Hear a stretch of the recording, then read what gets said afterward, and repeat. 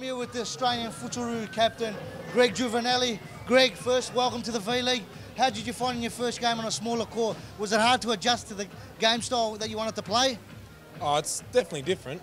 I'd say it suits certain players, and it's a shame you can't play on proper-sized courts because it'd make it a more entertaining game. But yeah, you have to adjust accordingly, and today we were outplayed, so it was a fair game. That's the way it is.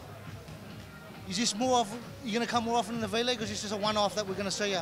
I have to speak to my manager, Fernando. No, I don't know. I'd like to come more often, but it's just hard, so we'll see what happens. Look, to your fairness, you played one of probably the best teams in Australia, Pascoe Vale, on a small court, which they are very familiar with. So for you to adjust and come in the first time, you still had a good game. Is that the way you've seen it today? Yeah, look, they're a top team. I mean, you see they've got banners all over the place and what have you, so there's no shame in losing. It was a great game. The small court suits them to a T. It'd be nice to play them on a big court and see the difference, but...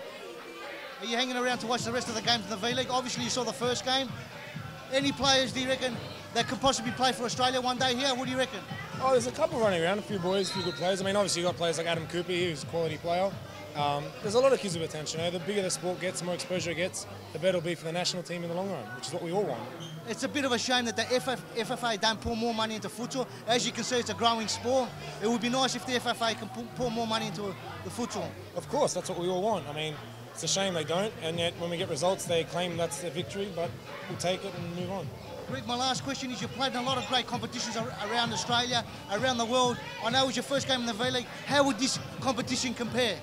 Oh, the atmosphere is great here. You know, all the teams at the one location all day, the music, the way it's set up, it's a great idea. The concept's brilliant, so it's good fun. Thank you very much for that, and glad seeing you in the V-League, and hopefully many more games to come, Greg, because you're a star, mate. Thank you. Thank you, sir.